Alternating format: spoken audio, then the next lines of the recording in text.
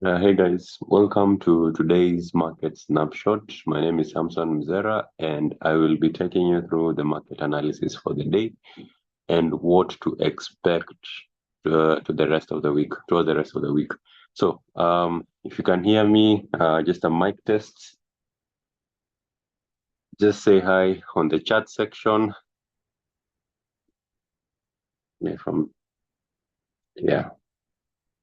So if you can hear me, just say hi on the chat section. Also, just to know who's around, who's watching.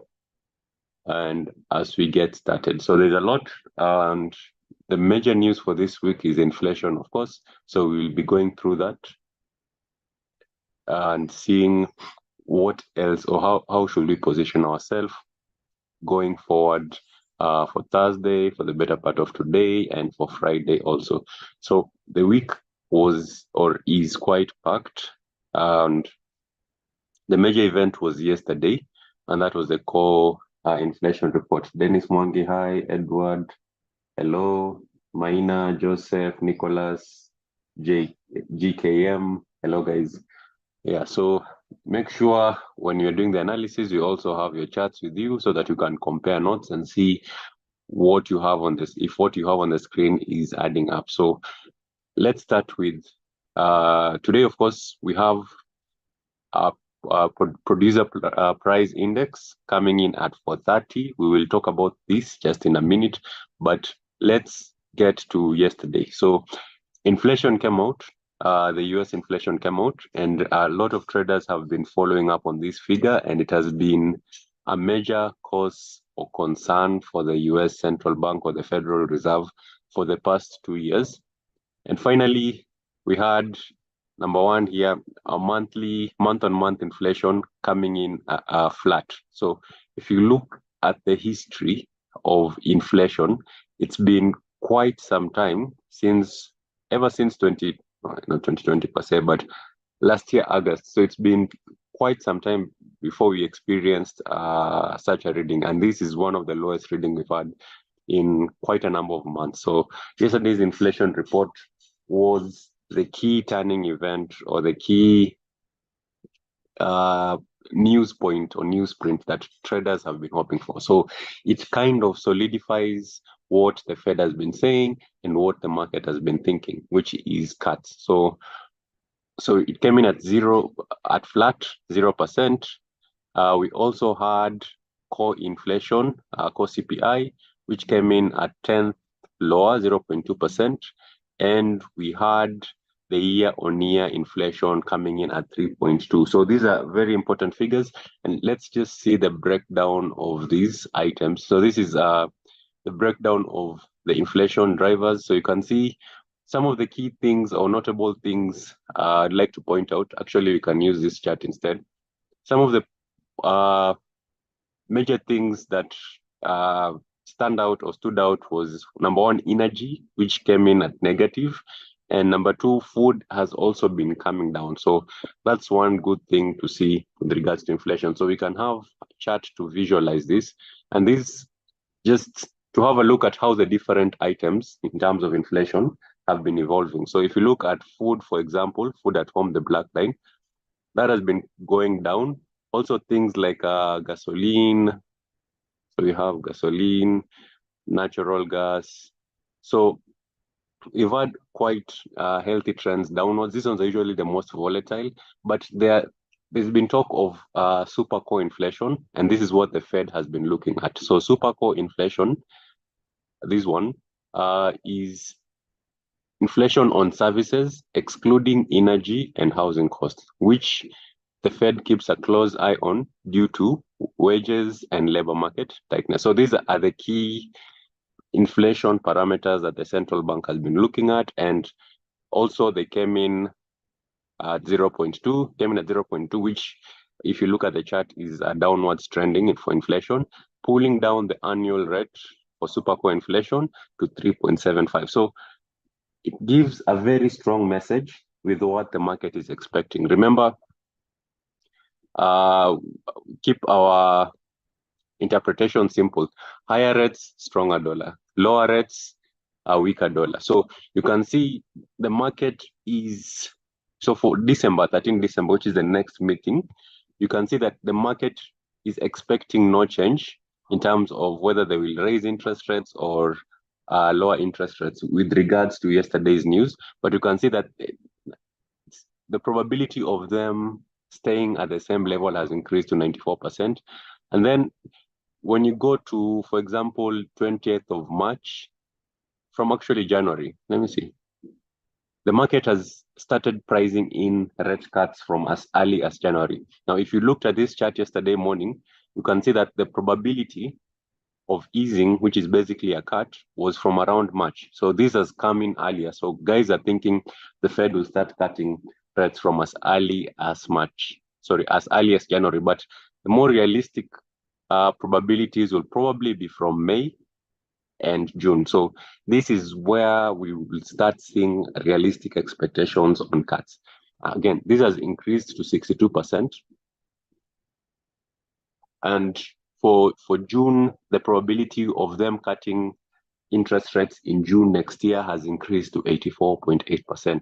So you can see the market is increasingly believing that this narrative for higher interest rates for longer might not hold for such a long time. So this is very important with how we see the dollar evolving over time. So if you look at the dollar index, because of this, on the daily chart, we can see that the dollar has dropped. Yesterday we had this very huge move downwards, and you can see the trend has sort of changed. So we're in an uptrend, we've broken structure, and now it seems that we are in the beginning of a downwards trend. So if you look also at the US 10-year Treasury, remember that this also sort of guides us on where interest rates might be on the long term. And you can see even that one, the trend is changing at the moment on the daily chart. We can see the character of the market has changed and we are in somewhat of a downtrend at the moment. So things seem to be changing in the markets. So where does this leave us on the charts? So let's just go briefly to the charts. So we will start off with the common pairs. This is GU, EU, UD, and then we'll talk about NASDAQ and the other indices. And just before I continue, next week we have an event on 24th at Sk8city in Parkland. So it will be good to see some of you there. Make sure to register. The link is in the description. So register for the event and we can see you there. We'll have a lot of games, LBDJs and music and fun. So it's just a way to unwind 1 million people educated in financial education and literacy for the past 2-3 years. So it's a good event to attend and also to network. So make sure you register. The link is in the description. It's just a Google form that you can go and fill. Also read the requirements, probably just the dress code and the time, the event. So make sure you've registered. The link is in the description. Sk8city is in Parkland, so we can see you there. Okay, so back to the chart. So the narrative, again, seems as though the dollar is finally weakening. Seems as though the dollar is finally weakening, and that inflation report yesterday seems to be reinforcing that narrative. So if you look at this for our trend, you can see that right over here, we had broken structure. So we stopped being in a downtrend, we went to a sideways trend, and now it seems we're finally breaking through and we are shifting the direction of the market to an uptrend. So this is similar to, this is GU on the 4-hour, Euro USD, same story. And AUD USD, we had some news today, but it seems as though things are turning against the dollar. So that's one notable thing to be happy about. If you are a trend trader, this might as well be the start of a new trend for the better part of the, for the remaining part of the year. So that's one thing to look out for. If you go to the indices, especially NASDAQ, you can see that the recovery is very strong. This is the yearly chart. So you can see that from June, we had sort of a downwards movement. And I remember at some point we were saying it's very hard for NASDAQ to be on a downtrend, but it was looking very probable. But now I think the inflation report changes things. And you can also see that we have we are almost approaching this is July, June highs for the year. Usually we say that in the indices, there's usually an end year rally most of the times. So from the last 3 months of the year, there's usually a rally. So this might be just it. And we might expect a continuation of this, not so steeply. We might have a few retracements here and there, but for the better part of the year, or for the remaining part of the year, if things look the same, then this upwards trajectory, however it might take the shape, or whichever shape it takes, this upwards trajectory might seem to be persistent as we go towards the end of the year. So that end of year rally for Nasdaq and for US 500 is probably looking very doable. So that's one thing to note for UT 100, for US 500, and for US 30. So that's Nasdaq, S&P 500, and Dow Jones. So again, if you're positioning yourself, of course, you have these imbalances that the market left yesterday for news. For US 30, we have that imbalance. And you can see also for US 500, same thing, and UT 100, same thing. So if you go to the hourly chart, seem to have those imbalances. But you just need to be careful with them. It doesn't mean that they have to be filled, especially if you're in a strong uptrend. Just means that you need to be cautious with them when looking for entry opportunities to go higher in the market. But just be careful with them in terms of, sometimes the market can pull back and fill those imbalances, but we're saying the general direction of this market as of the moment is upwards. And that's one thing to watch out for. So that's UT 100, that's US 30, and US 500. If we go to gold, now this one is a bit more tricky to trade because we are at 2000 already, or around 2000. So passing that point might be very, very tricky. But again, the expectation is for gold, we might remain elevated at these levels. I'm not saying we might have an uptrend. Yes, we might go higher, but you remember the whole Middle East conflict thing already caused gold to spike. So we have this move that already happened. So yes, we might remain elevated, but then we have to be really careful when trading gold, especially when you're looking for up moves, because 2000 is a very hard level to pass. And it's been evident if you go out, if you zoom out, you can see that 2000 is a very tricky level to try and breach. So that's what I'm saying with gold, just be a bit careful with it being an uptrend, although it's looking also very likely. Okay, so we've looked at GU. I'm seeing a question on GU, dollar pound getting down. Where are investors putting their money? Okay, so the main theme has been on the dollar. The main driver of the markets has been on the dollar. So the expectation right now is the Fed might start cutting in front of economies like in the UK and economies, the Euro economy. So the ECB and the BOE might lag behind the Fed in terms of cutting. So that means the dollar might start weakening in front of these other ones. You're hoping that's the case so that this uptrend materializes. But with regards to investors, that's a very good question to ask. And this is where I pointed out the yields. So let's go back to this chart for yields. So this is the chart for US 10-year Treasury yields. US 10-year Treasury yields. Now, when people think when people think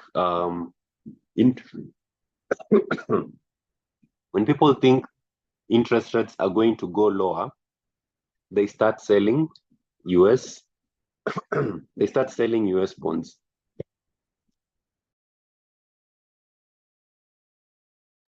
Sorry about that. So when people think US Treasury yields or interest rates are going to go lower, they start selling US bonds. And when they sell US bonds, yeah, sorry about that. Yeah, so when they sell, when they start, just a minute. Yeah, so when you're talking about where the money is going, first you need to look at bonds and you need to look at stocks. So those are the two things that usually determine where interest rates, or sorry, where investors will put their money. So when people get more optimistic about the trajectory of the economy, you'll probably have more people putting their money in stocks than in bonds. Now, what has happened over the past 2 or 1 year is the US has been raising bonds. The US has been raising interest rates so much so that the current bonds that were there, everyone was struggling to sell them. So this is what has caused yields to go up. So whenever people are selling bonds, the yields are inverse. The yields usually go up. So when yields start going down again, then it means people are now less risk averse. People are now believing that that cycle for the Fed raising interest rates is probably coming to an end. And that's why we have the indices which are going up. Now, remember, indices are representation of stocks in the economy. So let me just get back to this chart here. Remember, indices, I hope this is clear. There it is. So remember, indices, can't see it being shared on my end. Good live. Just a minute. Oh yeah, it's live. Okay. So remember, indices represent stocks in the economy. So investors will probably now shift their attention to the stock markets because they expect some sort of improvement. And that's why we saw quite a huge rally, for example, on UT 100 or the NASDAQ, because guys get back to these tech stocks, for example. So the Teslas, the Apples, all those attractive stocks are usually represented by indices, and that's why you've seen an uptick in UT 100. So investors are, number one, if you go through some analysis, for example, for Goldman, was it Goldman, JP Morgan, some of these banks, you realize that they're not pricing in any sort of recession in the US. So that's painting a very good picture for American stocks. And that's why it's good to look at indices, for example, UT 100, US 500, and US 30, because they represent the US economy. And this is where a majority of the investors are going to be putting their money. So we'll be shifting from holding your wealth in cash. There was one report where they were saying Warren Buffett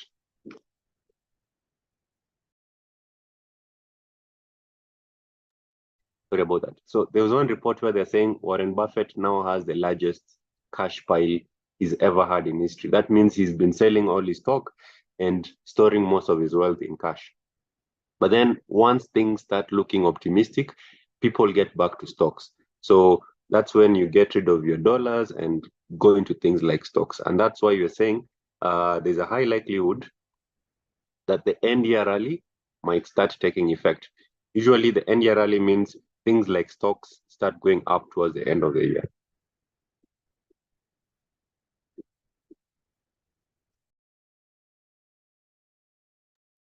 So I hope that answers that question. Okay, so now what should we be expecting today? So let me just go back to my calendar. Yes, we know that the dollar is going to be weak. Potentially it's going to continue being weak, but what should we expect today?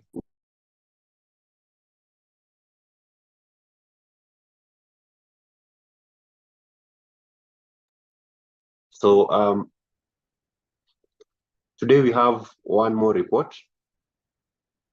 We had CPI in the morning for pound. And then we have PPI at 4:30. So the CPI for pound, again, this is why the US is an important economy. You can see that we had news for pound, but it didn't quite move the market as much. So if you look at GBP USD at the moment,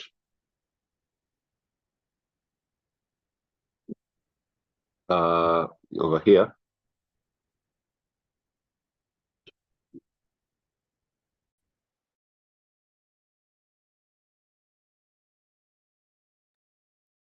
you can see that for GBP USD, we had a small tick downwards, and the market hasn't basically reacted compared to the CPI report for US. So you can see why where the attention in the market is at the moment, and that's with the US economy. That's why I think for today, PPI has one of two effects. It will either reinforce yesterday's move or sort of create a pullback, but it won't change the trend for the move. So if PPI and if core PPI, for example, comes in lower than expected, then we should expect a continuation. So you have core PPI, you have rated PPI, and we have the normal PPI, that's not core, for the month on month. So core PPI is usually excluding energy and food. Yeah. So if these ones come in lower than expected, then we should expect this trajectory to reinforce. That means we should expect this trend here to continue both for the GU, Euro, AUD, and the indices.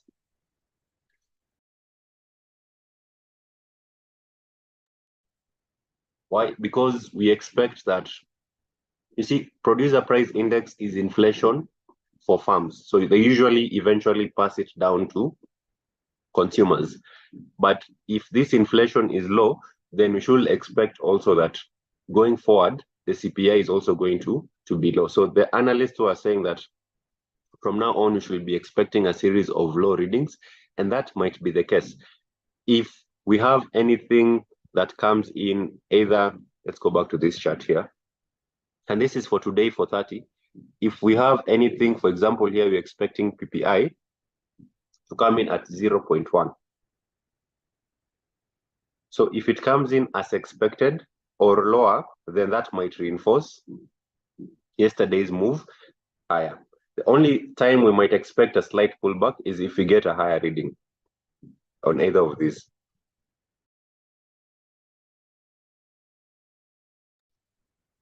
So that's how I'll be approaching the news. I'll be very careful if I see any reading that's higher than expected, because that might mix up whatever happened yesterday. But then again, CPI usually takes precedence over PCI. So CPI is the more important news print. So a higher PPI reading might not have a huge impact. However, if we have an equally, if the PPI comes in as expected or lower than expected, then it's going to reinforce yesterday's moves. So that's how we'll be approaching the markets for today. Going forward, we have employment for Australia tomorrow at 3:30 a.m. And then I think the most important news will be done for the week. So today from today's announcements, we will know how the trend is going to be for the rest of the week. So that's the main thing for you to look at today. The reading for PPI. Higher than expected reading might mix up things. It might be more difficult to trade, but a lower or equally as expected newsprint makes it obvious that the trend will continue. So that's it. I know there are guys who have been attempting to trade the reversals on this just because we've had a push. But if you understand the significance of yesterday's inflation report, then you'll be careful against attempting to trade a reversal. At least expect the PPI to come in higher than expected if you want to trade a reversal. Maybe that's the only time you can trade a reversal, if the PPI at 430 comes in higher than expected. Other than that, it might be very tricky to attempt to sell this move back to cover this imbalance. That's a very tricky trade. That's why for the better part of the day, things might remain sideways or rise slightly, but completing this move might be very tricky. So that's one thing you need to look at for most of these dollar pairs. What do we check in retail sales? Okay, so let's see retail sales. I have a small cold. Okay, so I think we already know what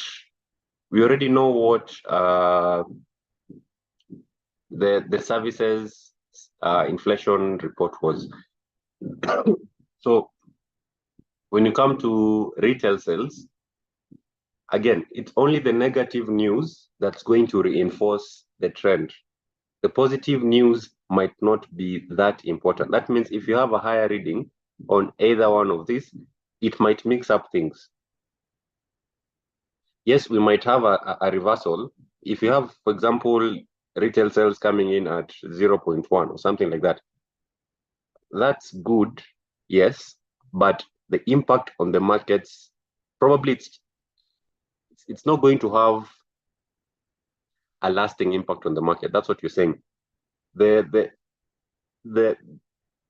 way we interpret this news is in line with the other news. So if we have weaker readings today also, then it's going to cause this trend, and more importantly, PPI, not so much with the retail sales.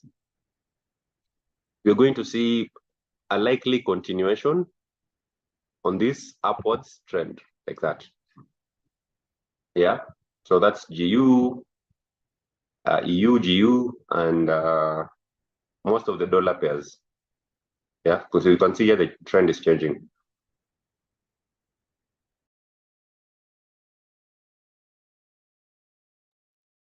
But if it happens so that we have positive news for the day, best case scenario, we'll probably just get a pullback, and then the market is going to start thinking again of going back up. So that's how we're gauging it, or at least it goes sideways. But the most obvious way to approach this is when there is red in the markets. That's the most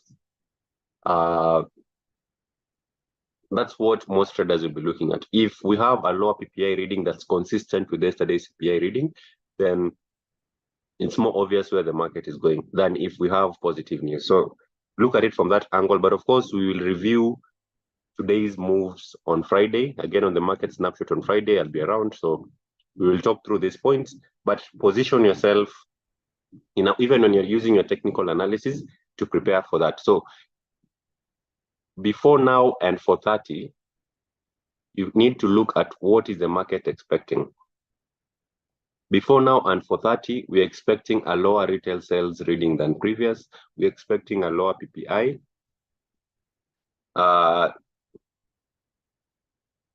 Empire State is slightly higher, but everything else is low or equal to. And that means the dollar might remain weak until 4:30. Why? Because we're expecting weak readings for the day. Yeah. So the market is usually run on expectations, and these expectations and this news reinforce the larger theme in the market. And if the larger theme right now is we're seeing some sort of cooling off, then the best news to trade will be the ones that are reinforcing that theme. And that's why we're saying be very careful, especially for those guys who saw yesterday's spike and want to start selling. You need to be very careful. I'm not saying don't sell, but be very careful if you are thinking of selling this move, because chances are it's going to be very difficult trying to cover back this move. Okay, having said that, thanks for attending today's session. I'm sure you've kept it short, and see you on Friday. Happy trading, and have a lovely week.